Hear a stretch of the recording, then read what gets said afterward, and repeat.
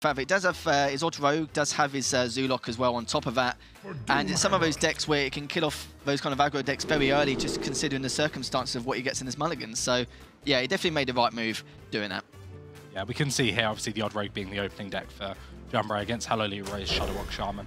Now, typically, this used to be quite favoured for the Shadowwalk Shaman in the prior expansion, where we saw a lot more Shadowwalk Shaman than we do currently.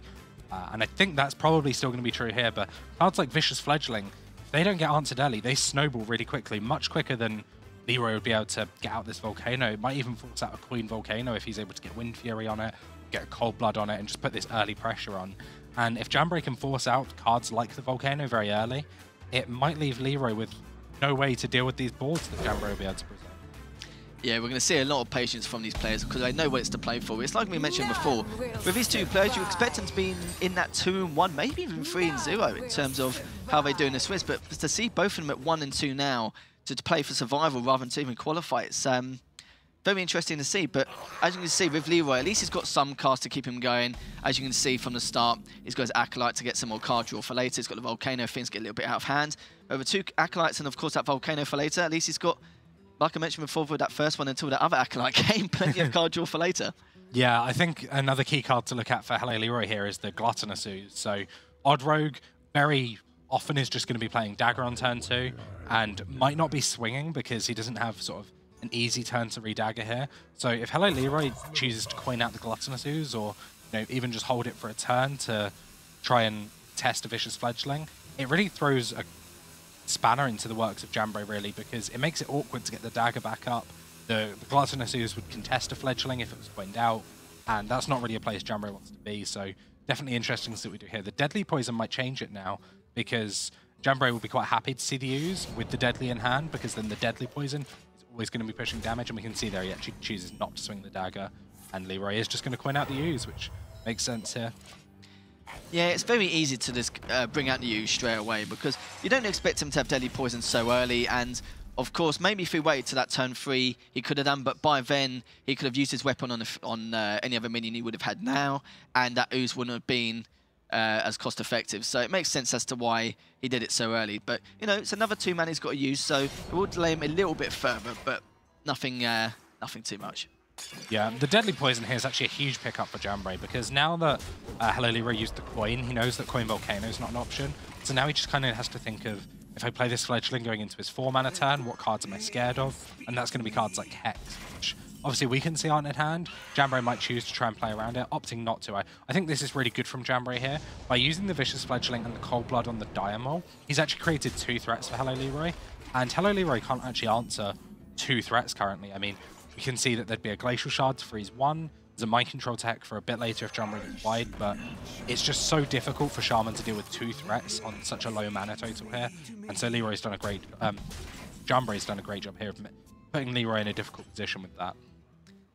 Yeah, this is my point earlier. It's the fact that even though he has 2 Acolytes, as long as he keeps at least 1 on the board, then at least he'll have plenty of card draw, and of course he has that Mana Tide Totem on top of that for later. But it's quite a hard decision. It's either Jambre makes the decision of go for the trades for both Acolytes or just go straight for face, but he's going to know that that Volcano is going to be there. So I'll be interested to see if he does go straight for face, which he does. But now he's going to witness how much of a fun time Leeroy's going to have with his hand. Yeah, this Volcano is going to draw so many cards here. Obviously, we can see there's 16 health on the board, so Leeroy just needs to trade off the Glacial Shard before he chooses to Volcano here. But he could even choose to not Volcano here, just because he might want to save it because he can already contest one of these minions with the Glacial Shard and the Acolyte of Pain. So he might choose to sort of develop the Life Drink and get that out of hand because Jambre's gone quite aggressive here. Jambre recognized that this is a Volcano turn, has just gone face for the damage to force out the Volcano. He is giving Leeroy all these cards, so if Leeroy can survive the next couple of turns, obviously he's going to be overloaded next turn, so it doesn't have too much to do with 4 mana here. Maybe with Hex, if you can see that picked up. But then maybe he's going to be able to get there, but Jambre just really needs to put the pressure on. His Blink Fox card is not going to be giving him too much help, though. It's a 0 mana card that does absolutely nothing for Jambre, so it'll be used as a combo activator for things like this Vile Spine, but just really not the high pressure card he'd be looking for. Of course, he does put down his second Deadly Poison, but if you have a look now, as you can see, he's got a few taunt minions to at least put down to at least delay him a little bit. Healing Rain, you know, that would have been quite useful considering the circumstance he was in. But at the moment, he's got plenty of options to at least try and keep him at bay. Like I said before, he's got the Chain Gang, he's got the Lightning Storm, and if he ever does want any more card draw, he does have that Mana Tide Tome for later. Well, he's got 2, in fact. But, you know, like you mentioned before, you've got that Life Drinker still, so it'll keep him at bay a little bit further. If he puts anything large, he's got the Hex. So he does have plenty of options, but not much health to play with. It just depends on exactly what Jambre gets in these next few turns. Yeah, Jambre seeing that HelloLeeroy overdrew one of the healing rains, he'll be kind of thinking, well, it's not that likely that he has the second. And this is now quite a scary position for Leeroy because this isn't the most threatening board to Volcano, but Lightning Storm isn't a guaranteed clear. There's no mind control tech available. Jambre, obviously these are open lists. Jambre will know that Leeroy has mind control tech and can consider playing around it by holding back Giggling Inventor. And Jambre is just putting Leeroy in a position where he has so much damage, and this dagger's just going to get through every turn. 7 mana here. If he plays the Life Drinker, he can maybe play a Lightning Storm as well. He could go for an Electra double Storm maybe, but then that double overloads him. It's just going to choose the Volcano.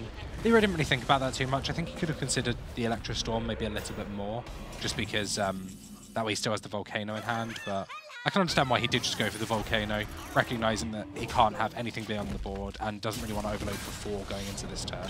Yeah, there was nothing he could have done really. Even if he put Life Drinker down and risked that Lightning Storm, what he's got to remember is the fact that he needs to take in consideration that, he could have another Cold Blood, he could even have Leeroy in hand. There's always that potential. Like, you don't know with Rogue most of the time what they have. Even though it's that 1 card or 2 cards left, it wouldn't surprise you it's the fact that it's the one they actually need. Yeah. We've been in that situation so many times in ladder and tournaments. And, of course, that's probably why he just went straight down with the Volcano. It's like, I'm not going to take any risks. Of course, he's thought about it quite a lot. Yeah, and Leeroy is able to now get through this Giggling Inventor with the Electra and the Lightning Storm. The hardest bit for Leeroy is, like you were saying, he can't know what's in Jambre's hand because these cards have literally just been coming off the top. So it's not like there's been a card that's been sat there since the Mulligan that they've not been able to play, which you can kind of narrow down to cards like Leeroy and Baku normally. These are just essentially just random cards from Jambre's deck that Leeroy doesn't have a read on. And I mean, obviously, Jambre's out of steam here now. And I don't believe Jambre is running the Myra's Unstable Element in his Rogue. So he's not going to be able to draw that and then, refresh his hand with 10 whole new cards and obviously draw his entire deck and go into Fatigue, but that's not typically relevant here. So if Leeroy is able to stabilize against this, which we can see he's going to be able to, and then we've got he has the Life Drinker to heal up a little bit more just to get out of the dagger range, then... Oh, no. I was just saying that as well. Yeah. Because he's already used a Cold Blood already, and, I thought the chance of him getting another Cold Blood won't be for at least a while, but, the one time... he needed it. Yeah, it is fair enough. But yeah, he already used up all his answers. He's used those Volcanoes very early, but let's be honest, he had to. He did. He only had 1 Hex left, but again, that Cold Blood is just going to help him one way or another anyway. So, quite a quick win, but, it's to be expected, in those kind of circumstances, you could have everything in the world. Maybe if he had another Chain Gang, or maybe if he had that Healing Rain, you saw that he had so much card draw, but just couldn't do anything about it. Couldn't find an answer. Yeah, I mean, Leeroy was sort of 1 to 2 turns away from stabilizing, and just Jambre was able to get over the finish hurdle. And yeah, able to take it down with his Rogue in probably an unfavored matchup. The Crazed Alchemist was a card we didn't really talk about too much. Obviously, it didn't have too much of an impact. He just got to buff a Vicious Fledgling, which is already a threat in itself. But that is definitely an interesting card Jambre is choosing to include. It's kind of... It's not really a 5-drop because it's a comboed card, but it acts like another Cold Blood in the deck, which obviously can be quite relevant, as we saw the Cold Blood at the end did the job. So. Yeah, you saw. I think it was just that point. He was just like, you know what? He's used all his tools in the shed. There's only so much you can do at that certain point. He didn't have any Changas left to taunt himself. He had that Life Drinker, but let's be honest, what are you going to do when you've got like 3 technically Cold Bloods, like you said before? And yeah, it's just one of those situations where you just couldn't predict the fact that it will top the Cold Blood straight away. And he had so many, those top decks weren't really the best. He had that Fledgling at one point, the second one, which is fair enough. But it just got to a stage where there's only so much you can do in that kind of circumstance. And once you've used everything, he uses both his Storms, both his Volcanoes, there's not really much of an answer he could have said back. But as you can see now, it looks like Leeroy will actually be sticking anyway from that last game. Yeah, we can see just Jambre king the Zoo now. The Zoo in this matchup typically pretty favoured. It's quite hard for the Shaman to constantly clear the board, and Zoo has very powerful early game turns. It has things like Flame Imp on turn 1. Sometimes if you're on the coin, you can get the sort of Flame Imp, Happy Ghoul openers with the Voodoo Doctor, something like that, which Shaman just can't deal with very early. And we can see Jambre's hand here. The Leeroy Not what he wants to see yet, but that's going to be a very, very key card for just getting this finishing damage. And we can see that, you know, he's got his key 1-drop. He doesn't need to coin out the second 1-drop here because he would just be tapping on turn 2. He could consider it if he just wants to go for the really early pressure before things like Lightning Storm can come out. Interesting that he chooses to play the Librarian, though, over the Flame Imp. I guess he's thinking if there's a Glacial Shard, I don't want to play my Flame Imp to the Glacial Shard and have it contested. Yeah, now that makes perfect sense, and I feel like Leeroy now really needs to try and actually win this game. Most because of the fact that one thing you've got to take into account is that at least Jambre's Token Druid has been banned, because he'll also struggle with this same deck if fails otherwise. But even with his mid-range version of his Shadow Walk, we'll have to see how that goes later on, because it's probably the only way he'll make some kind of comeback, and we'll have to see how it goes. Because compared to the other decks Leeroy has, he could actually make a reverse sweep with that mid-range Shadow Walk. Yeah, definitely. It's kind of the most unconventional Jambre deck he's brought. It's sort of a new Jambre homebrew. Jambre is the guy who brought, you know, UK Paladin to you and Egg Paladin back in the days. Really big innovator. Jambre is just a really big deck innovator, and he's tried to do that again here today, going with sort of just a very aggressive lineup, plus his own flair on mid-range Shaman or Token Shaman. It's kind of hard to know what to call it when it's sort of Jambre made it a couple of days ago. I think you could say Flareon then, Pokemon. Although Pokemon has been streamed on Twitch. Have you? I have actually been. I am quite sad. Yeah, I've actually been watching it on my second monitor quite a lot. Because, funny enough, I only watched, what was it? The first season of Pokemon, which is obviously the main bit, 151 jargon, and then I watched the, I think it was the Johto League as well, and the Orange League as well. Yeah. And then after that, that was it. I just like, yeah, you know, that's it. I'm done now. I think I've had my work cut out. But even with Pokemon Go, it's like, I think I cycled like 10 miles a day when it first came out, and I was just like, Did you think you'd be 30 watching Pokemon? Yeah, I did, because I still watch like Dragon Ball Super and all that, so yeah. But to be fair, I only watched it because I don't think there was anything better on. It's like when you go through TV and you look through the channel list and you're just like, yeah, there's not really much fun, I'll just watch that. But yeah, I think I left it on for like hours. Hours on end. Leeroy got quite a big swing turn there with that Mind Control tech and the Earthshock being able to silence off a Fungal Mancer 2-1, which ends up just killing it. It leaves this second Fungal Mancer Jambre has actually a bit stranded in hand. Probably going to see him go wide again with something like a doubling imp and double Voodoo Doctor potentially. Jambre is just putting Leeroy in these positions again where he just, I'm gonna really aggressively pressure your life total, and you have to deal with it. Which Leeroy does seem to be able to do a little bit better this game than last game. We can see here he's got the Lightning Storm and the Healing Rain. The Lightning Storm is going to clean up this board quite well. So we're going to end up with one Voodoo Doctor on the board, I would assume. Oh, and the Leeroy going. That's not. It's not actually the worst because we can see the Healing Rain in Leeroy's hand. So the life total for Leeroy is going to be there for a long time, and we can see this Lightning Storm Healing Rain just looks like a really clean turn here potentially. It gives you a 50-50 on the full clear on the Fungal Enchanter, and then you get to to pick your life total back up, and you can trade off if not. So I don't think the Leeroy is actually the worst loss for Jambre here, just because he's going to be losing this board. Leeroy is going to be on a healthy height, a high health total rather. So it just means that Jambre needs to build a board to be able to get there, I think. Yeah, he's going to obviously need to tap his way to see if he can find any way to delay this further. Even if he Fungal Mances the Void Walker, at least that'll delay things a little bit further, maybe even take out 2 of the minions, depending on exactly how Leeroy is going to play this out. It was a bit of a shame. It's like you said, though, even with Leeroy, it's not going to make too much difference just due to the fact that he's not really that close. Well, he's quite close to the potential lethal, but it's going to take a while for it yet anyway, because there's not really much you can do without that ball control. But even with the Voodoo Doctor, it was a shame. Like, he took that 50-50. Sometimes you just have to. I don't even think he was actually playing greedy then. He just wanted to take a risk to end things as quick as possible, because he knows that at some certain stage he's going to lose some steam. He's going to lose the tempo, and eventually he's going to get down and out by the end of it.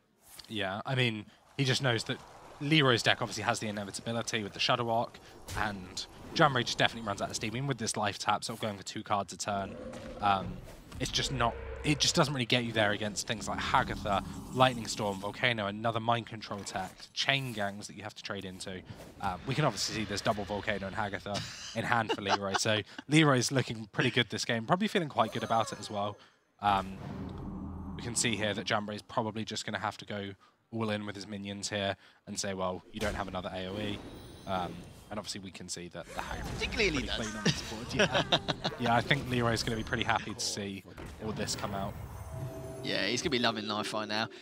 To be fair, in that last game, he did have plenty of options and choices, but the problem is that odd rogue is just way too strong. But so far, it's like you said, you know, with that Haggatha, he gets 3 damage to all. Of course, it's going to clear the board.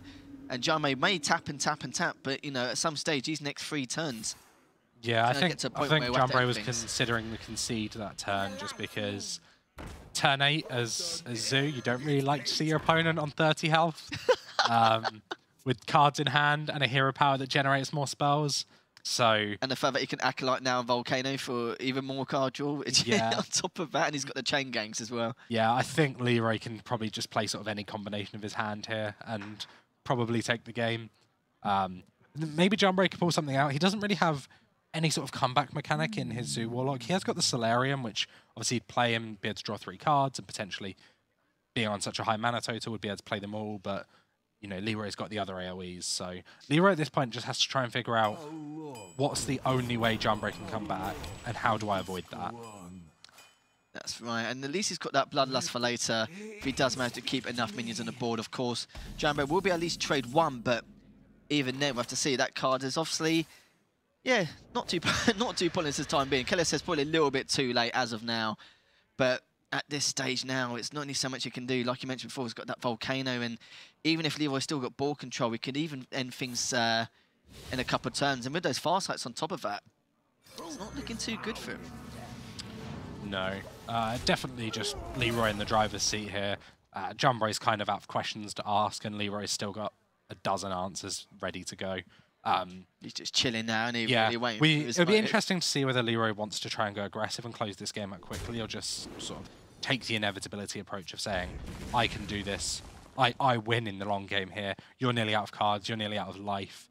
At some point, I'm just going to play a Shadow Walk with Life Drinkers that kills you if my Bloodlust doesn't get you first. Yeah, it's just got to a point where it's got way too many options, and at some stage he can literally just have complete full ball control at this stage, but looks like he's going to play it safe. He's going to play, I would say, probably a bit more greedy, but he's doing it in the right way. He knows he can get away with doing this kind of stuff now, so he's going to put his chain gang down again, and of course his Kelesev, just to make life a little bit harder for Jambre. But yeah, it wouldn't surprise me if he taps out at any moment. Yeah, I mean, we can see Leeroy's hag that's just given him more and more removal here. Jambre's actually just dead on board here, so... Oh, he did draw the chain gang, actually, so he will be sticking around, but I believe this Bloodlust is good enough for lethal. Yeah, the Bloodlust is lethal here, so Leeroy going to be evening up the series. And I don't think he'll worry about Manatine getting burned out straight after all that, because in how much card you've got. And of course, Leeroy does take that game, does manage to equalise at 1-1 now, but yeah, we saw before right at the start, you know, at that Lightning Storm, even though it wasn't really made too much of a difference anyway, managed to high roll it to take up that last 3-3 to get full ball control. And it doesn't matter how many times he life tapped to at least try and make some kind of comeback. Yeah, there's 2 volcanoes, the Haggatha. At least he had all the pieces of the puzzle in all fairness to, you know, end things in clear fashion. Yeah, so not obviously the result Jambre was looking for, but I think Leeroy's Shadow Walk Shaman was kind of always going to get a win against this lineup after the token drop was taken somewhere.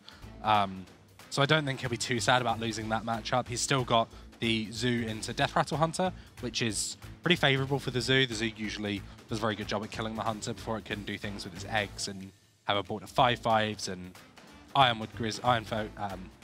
Witchwood Grizzlies, not Ironfur Grizzlies. Very, very different power level cards. So I think not too sad for Jambre, but obviously never want to see the loss. I think he's going to be able to bounce back and with his Zoo and get the win still. Yeah, I don't see why. You know, Jambre's still got his own Zoo. You know, he's still got his mid-range Shadow Walk Shaman, of course. But one thing you've got to take into account is the fact, of course, that Death Rattle Hunter, you know, it should be alright against him at some stage, because obviously with Jambre, like with his Zoo, that shouldn't be an issue.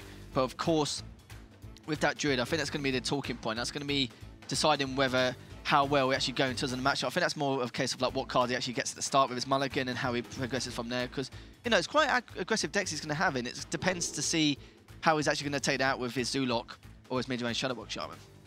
Yeah, we can see Jambre switching onto the Shadow Walk Shaman here, and this is actually one of the cards I wanted to talk about for Jambre. He's got this Micro Tech controller, which summons 1/1s. It's a 3-mana 2/1 that summons 1/1s, and it's actually a really, really interesting card for Jambre to be playing in this deck. It's a token-style deck, and he's got cards that really benefit from that, like this Sea Giant and Corridor Creeper, as well as Unstable Evolutions, then go with the Corridor Creeper. But getting out these Sea Giants is kind of how Jambre tries to play this deck. He looked for these big tempo swing turns, so we might see him doing things like playing a little bit into Spreading Plague, maybe giving Leeroy 3 or 4 Spreading Plague tokens so he can just get out these cheap Sea Giants. That's right, that's just the problem he's going to have as well. Of course, if he does get a fair amount of minions on the board and Leeroy does use Plague at any stage, then yeah, it's pretty easy to put that Giant on the board for Jambre, in all fairness. And of course, he does have that. He does have the Flatum Tome as well, which you could put in at the start just to put a little bit of pressure, because he hasn't got the minions he needs at the moment to get any starting pressure against Leeroy. We'll have to see how it goes from there, though, especially if he uses that Microtech controller afterwards. Yeah, the Microtech controller just synergizes really well with Jambre's deck. Obviously, Fungal Mancer wants wide boards to buff. Flame Tongue Totem wants wide boards to buff.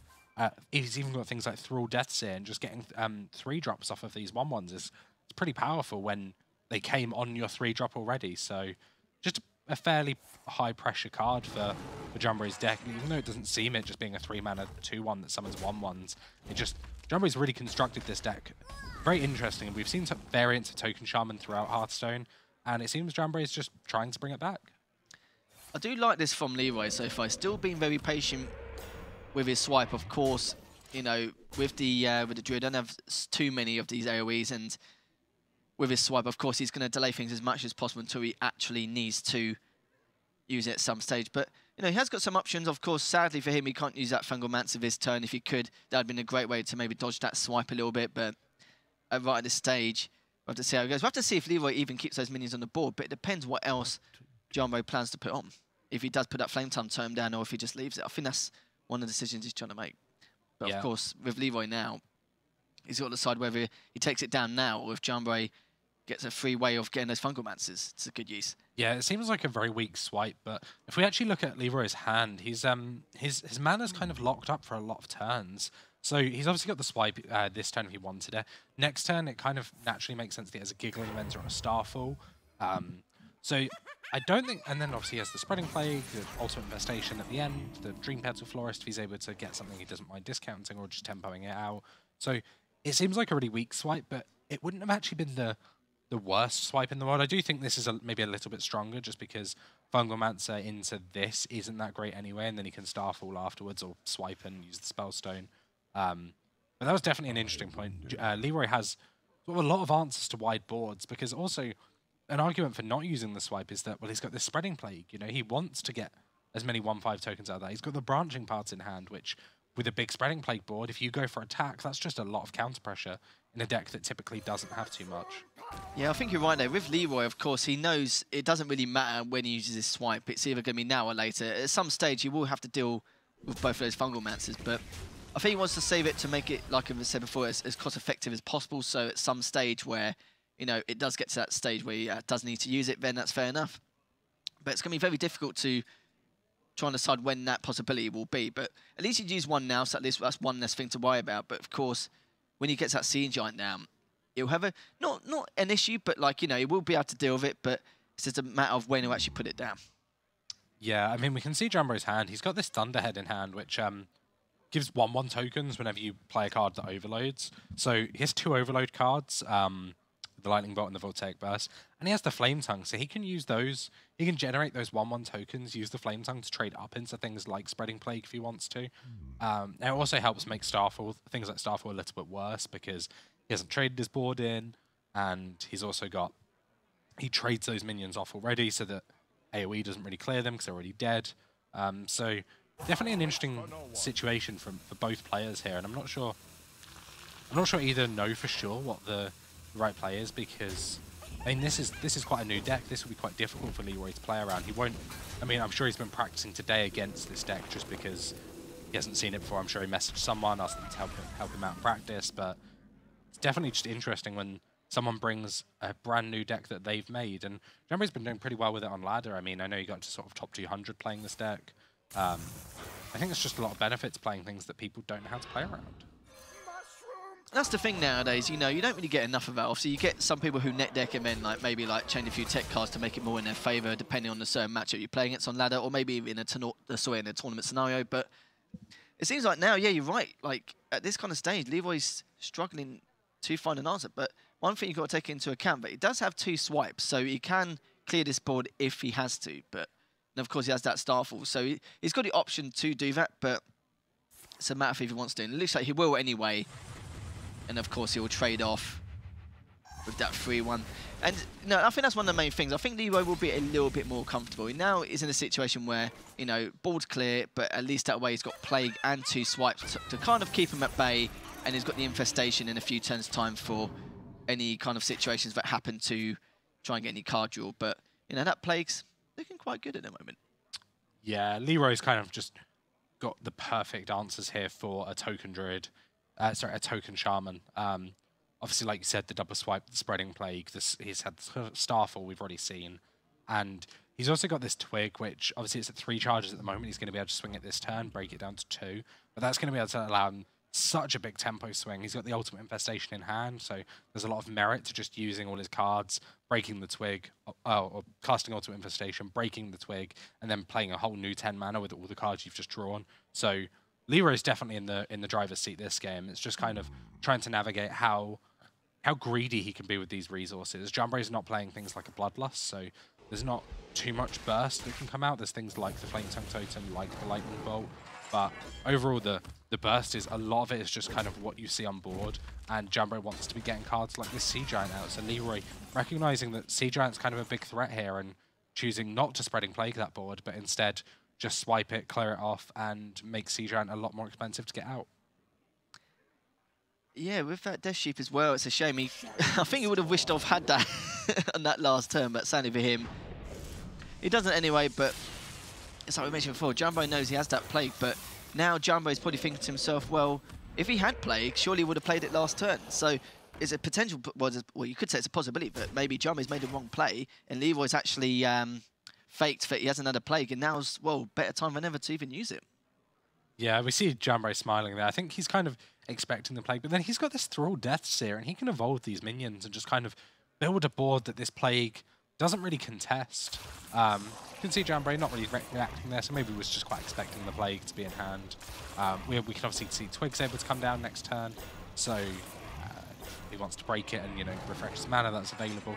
Maybe not, he might want to sort of spend a turn dumping cards out of his hand and then going for the Ultimate Infestation double 10 mana turn.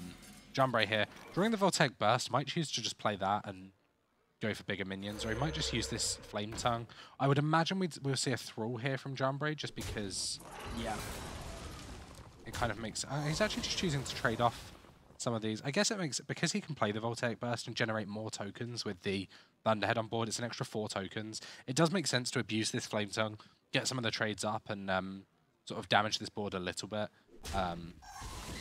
Yeah, Jambre knowing that the Thunderhead spawns the 1/1s to either side of it, so wants the extra token on the side of the Flame Tongue.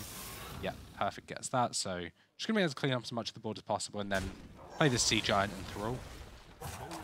Yeah, it makes sense now, of course, with that Death Seer. I was mentioning before that maybe the go before with his Giggling Inventor might have been a good time to use it, but I think right now he couldn't ask for a betting opportunity now. So have to see exactly what he gets. Yeah, definitely. Unfortunately for Jambre, he actually had to play the Sea Giant beforehand because so Sea Giant obviously costs 10. There's only one 11 cost card in the game, and that's a Snow Fury Giant. So it would have meant at some point, if he'd wanted to, Jambre would be able to take a value trade with the Sea Giant, evolve it into a Snow Fury Giant, and essentially just heal it with his hero power. But I think he's got enough things on the board that he's okay and just going to evolve other minions as the game progresses. But all in all, not the most impactful Thrall, really. Yeah, a lot of those cards, of course, with Battle Cries and all those bits and pieces, of course, might have enough attack and have to make any kind of impact. And he could easily do a couple of trades off here and there, and at least he gets that swipe down now to at least cushion a blow, because, of course, as you know, with that hero power, he can upgrade that minion, or any minion, of course, on his board by 1, and he wants to try and get as much as possible, and Leeroy's just like having a bit of a mare trying to figure out exactly what to do, but I literally just saw that from the corner of my eye. Yeah, it's always difficult trying to figure out what you want to kill, just because yeah, the evolves are like, there's so much you have to think about when they can evolve. So if you leave a minion that's a 4-drop as, you know, on 1 health, is that better than killing the bigger 5-drop? It's just very difficult in order to figure out how you want to do it. Jambre picking up this unstable evolution. I expect we'll see him to just go in on these minions here, evolve them into probably 8 drops is consistently the best minions for the mana cost that you get. Yeah, I think that's one of the main things as well. When you have a look at this, in terms of what Leeroy has, he does have plenty of answers to go around, you know. Okay, that play's probably got not much use, so you can always put that Giggling Inventor down to trying to delay things a bit further. He's got a Wrath if one of the minions aren't exactly that high. But at the moment, it's just trying to find the right thing. But, you know, I think that's a very good shout to Dinosaurs. Leeroy did not seem too happy with that Tyrantus. It's actually sort of the only 10 drop that Druid can't really deal with in any way. Leeroy has naturalizers in the deck. Obviously, doesn't have any in hand yet, but he does have them available. Tyrantus can't be naturalized. That's a big 12-12 that Leeroy just can't answer.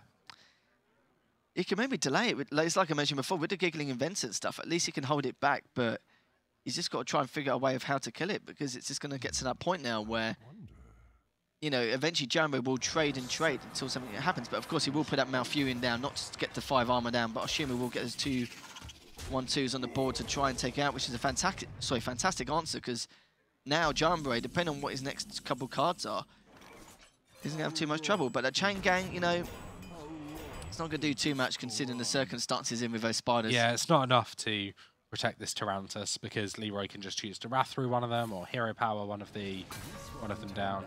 They can have a Dollmaster Dorian. This is the weakness of Jambre's deck. It doesn't really have any card draw.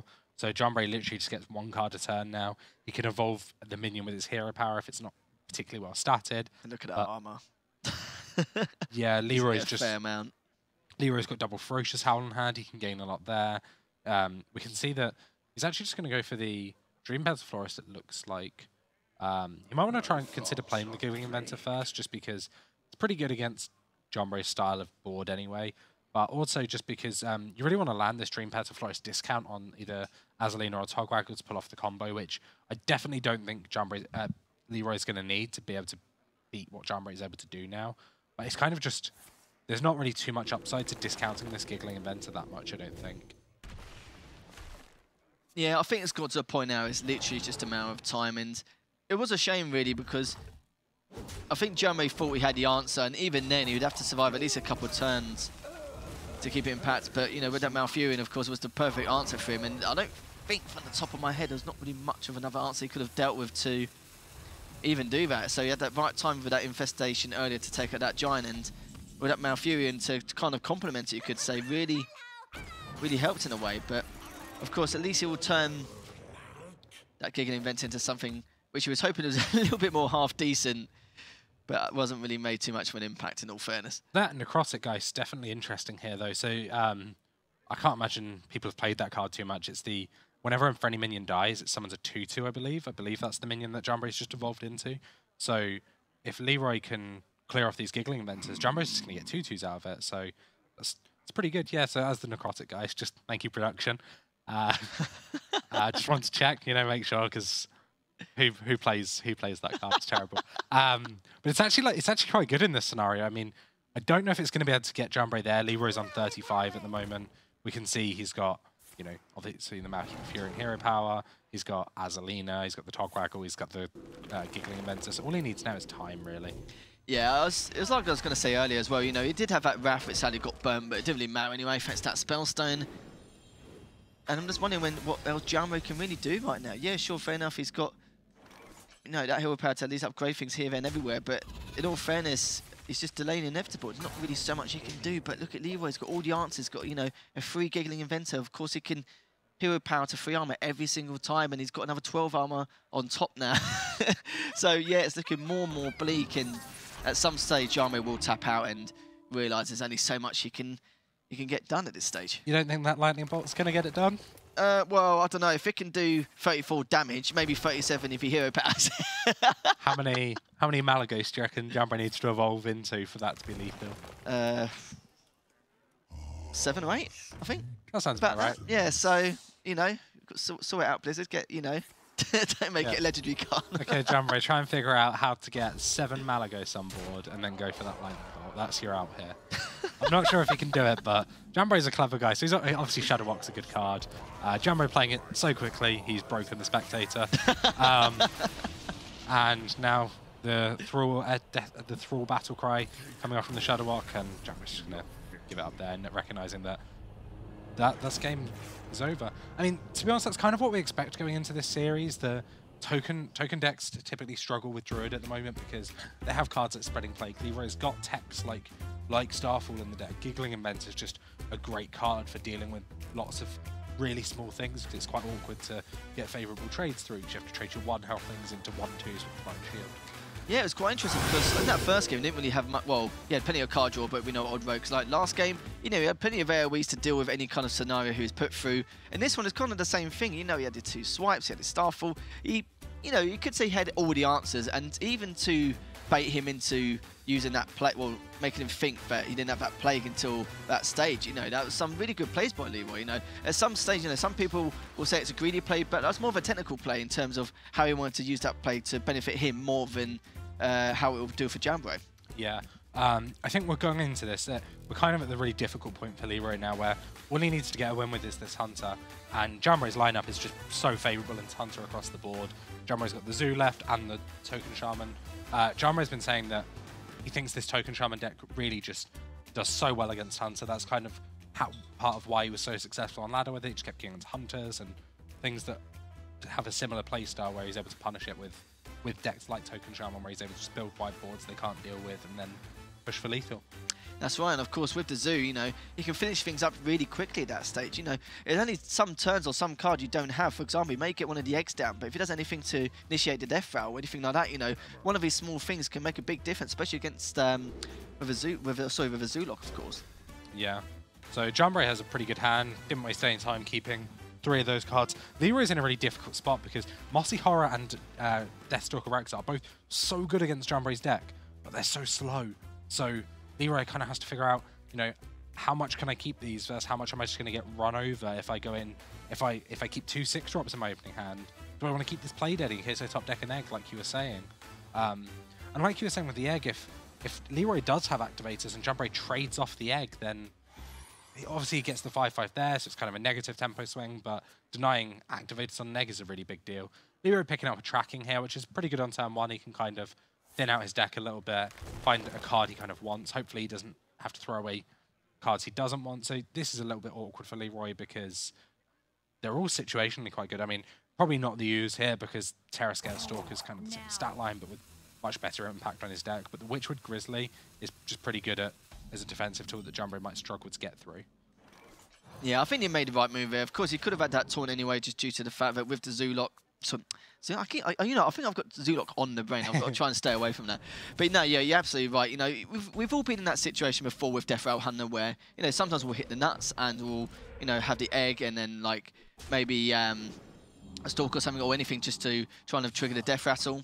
But the problem is, there's been times where we'll have one or the other, or literally nothing at all. You know, we've all been there, and it's just a matter of time where if Leeroy actually managed to get something out of it or not. But one thing to take into account, though, you know, it does have that Mossy Horror, and as you can see, Jambre has a lot of cards to, you know, at least try and tamper with and actually deal with that if he gets to that turn 6 without hopefully taking too much damage. Yeah, obviously Flanking Strike picked up here for Leeroy going into turn 4.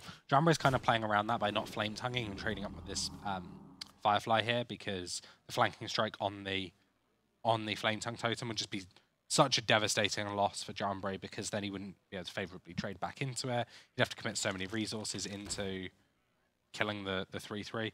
Obviously we can see here that picking up this egg when you have a second Terrascale Stalker in hand is pretty good for Leeroy, and Jambre looks like he's going to coin out this Giggling Inventor. This is a really heads-up play by Jambre because he recognises that the Mossy Horror is in the deck and how good it's going to be. Well, it's always going to be good against Giggling Inventor, but if I can get my Giggling down before you're able to play your Mossy Horror and, you know, deal with it, then I'm going to do that, and I'm going to abuse that I can do that.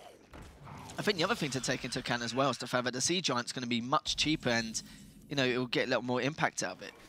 But yeah, it's like you said before, that Mossy Horror, you know, it's definitely a card which has always been a problem, especially in decks like this. But like you mentioned, get the damage done now, so at least that way for later on, you can deal with that at a later time. But of course, I assume we will try and get some trades down. So in this way now, you can get that Giant down. Yeah, unfortunately not able to get the 0-mana Sea Giant just because of board space, but able to get it out here, which also the Flame Tongue positioning means this Mossy Horror is not going to be as impactful because now it doesn't kill the 3-2 with Divine Shield and Taunt, so going to be able to avoid that one. Notably, Jambre's positioning with this deck is really it's quite impressive, to be honest, because he's recognizing that Mossy Horror is a threat, so just keeping things that he wants to be able to not have die to the Mossy Horror next to the Flame Tongue. But also, because of things like Thunderhead and Voltaic Burst, he's just really good at knowing where he needs to be positioning those cards for sort of long-term planning. The natural instinct is always to sort of leave the right side open on Flame Tongue, but Jambre is really good at recognizing when that's not correct.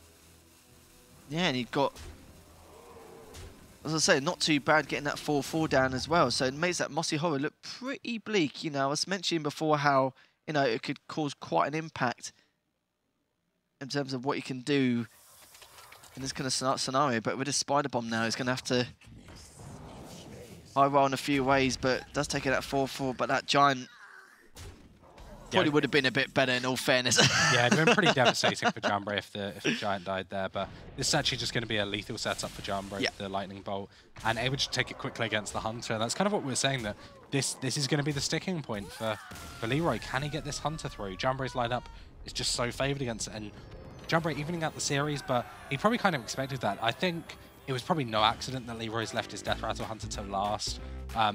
Leeroy is like really big on believing there's a lot of psychological edges you can get in series, and Leeroy is definitely someone who wouldn't have wanted to go down 0-2, especially in his elimination game. He doesn't want to go 0-3 in his Hunter, so really taking it the full distance, going 2-2. Yeah, he has. Yeah, you know, I think even Jambre then, he had a second Sea Giant anyway, just to, you know, just to add salt to the wound, you could say, just to, you know, help things through. So, yeah, literally, you know, he did pretty well at that start. Shame, you know what, I don't actually think that even if Leeroy did have something to trigger that death out of the egg at the start, would have made too much of a difference, I would have said. You know, I think what Jambre had from the start, you know, maybe could have, like, kind of traded the Giggling Venters a little bit more with maybe some of the taunts and the Divine Shield, but even then, I think it was, like, kind of, like, would have been delaying the inevitable in that kind of circumstance. No, I think Jambre navigated that game really well, playing around the Mossy Horror. We saw Leeroy kept it, died with it in hand, so Jambre definitely just recognising that Mossy Horror is just something he couldn't deal with, and being able to use the Flame Tongue Totem and the Unstable Evolution to manipulate making the Mossy Horror effectively unplayable because it just wasn't good enough on the turn was just really good by Jambre. And we can see here, obviously, going to the zoo. And Jambre's got this Kalaseth, so just needs to figure out how else to mulligan. Does he just want to play Voodoo Doctor on 1 for a 1-drop? The thing is, Leeroy's got he's got a Devil Sorag, he's got the Flanking Strike and the Giggling Inventor. I don't believe Jambre's playing any Blood Knights in his Warlock. He's not. He's playing things like Void Ripper. Obviously, more of a nod to the Druid matchups. And oh my goodness, is Jambre's hand good? I know. I actually can't believe it. He played the Flame Imp on 1, the Kalaseth on 2, then he gets to buff this Chain Gang with the Soul Infusion. This is obscene. Leeroy is not going to be happy about this one. But Leeroy, on the other hand, he's got Coin Egg into Terrascale Stalker. That's pretty good too. I can't believe this is a great game 5 for this series, I think. Do you know what's quite funny? Not really a fact, but it's something that's quite interesting anyway. When I was casting with Leeroy 2 weeks ago, I think we saw in 3 times in a row a Kalaseth drawn in the mulligan.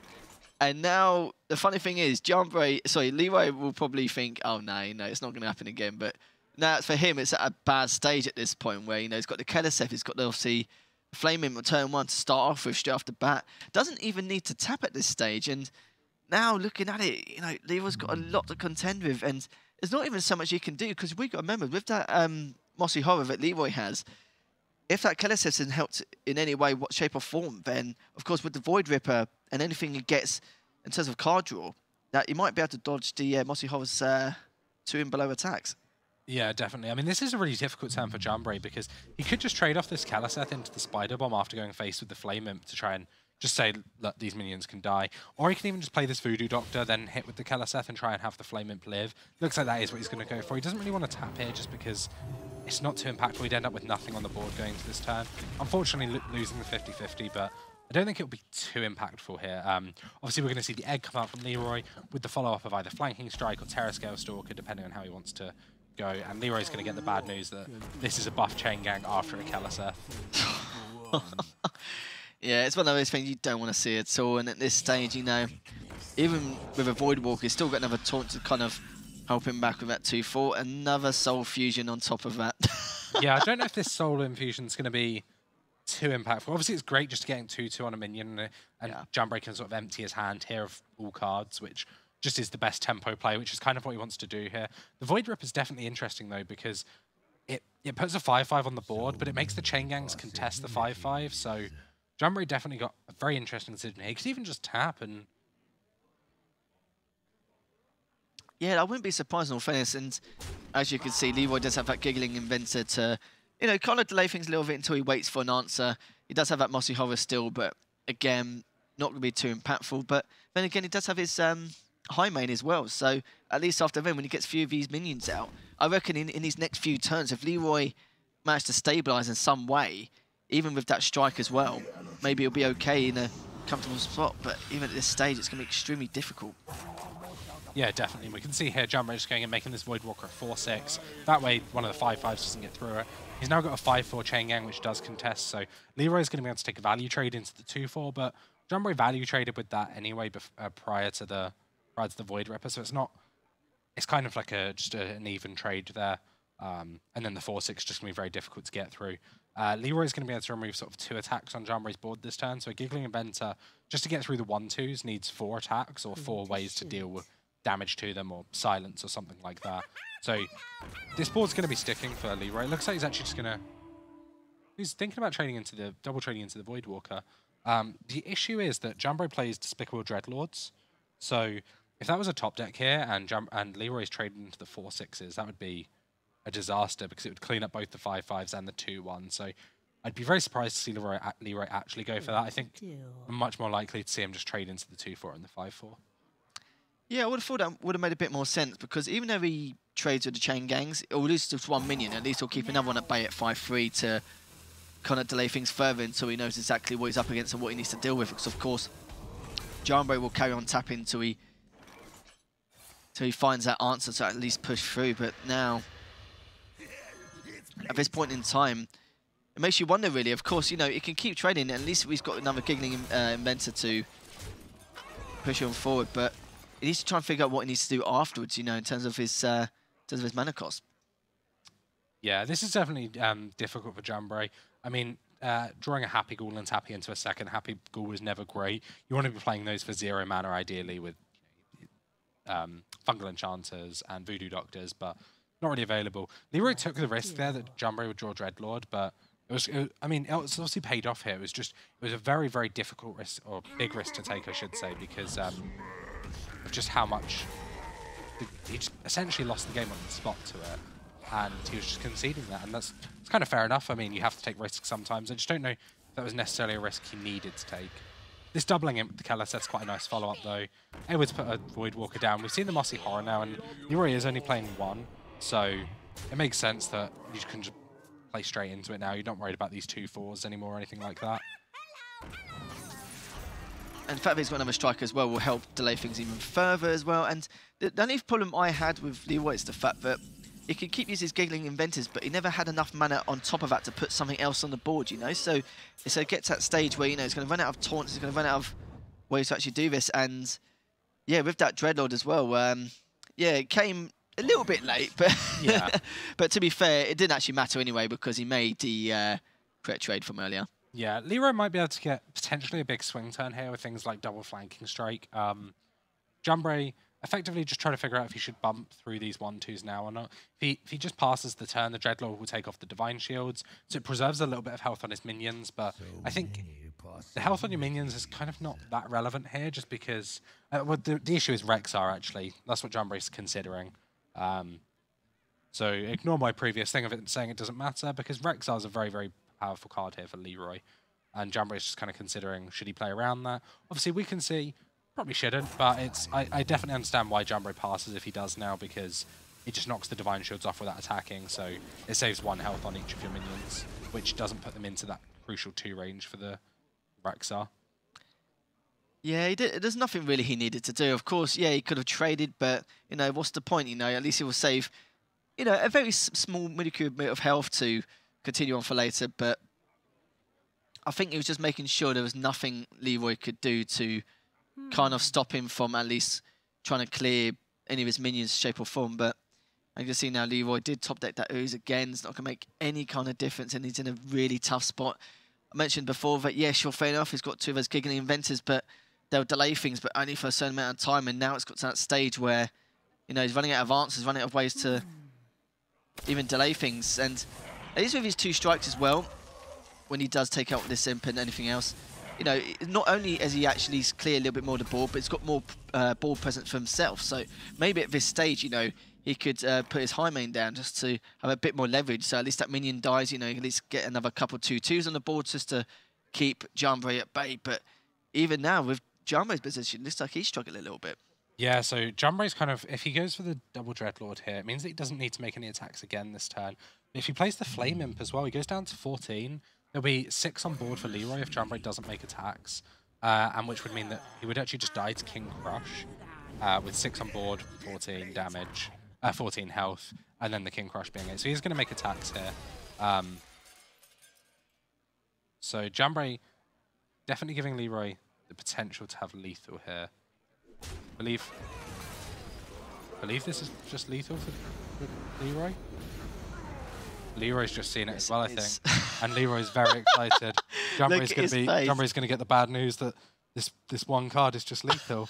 Look, yeah, the relief on Leroy's face. You have to feel for him as well as the fact that, you know, he had KLSF at the start, he had Flame Imp, you know, as for turn 1, he had the Chain Gang on top of that to upgrade as well. He had so much, and he wasn't even in the best of stances, but Leroy just barely manages to squeeze through. And I think, in all honesty, when I saw that King Crush from Leroy, I thought that's literally his win condition. It's the only way he can actually deal with this. And, you know, it's like I mentioned before, those giggling Venice, you know, they delayed things enough to at least get him that King Crush and actually take things further. But, you know, I think, yeah, Jambre's going to be hitting himself a little bit, thinking, you know, why didn't I trade instead of going straight for face? But yeah, I think Jambre probably was in a position where he could afford to play around that just because of how big his board was.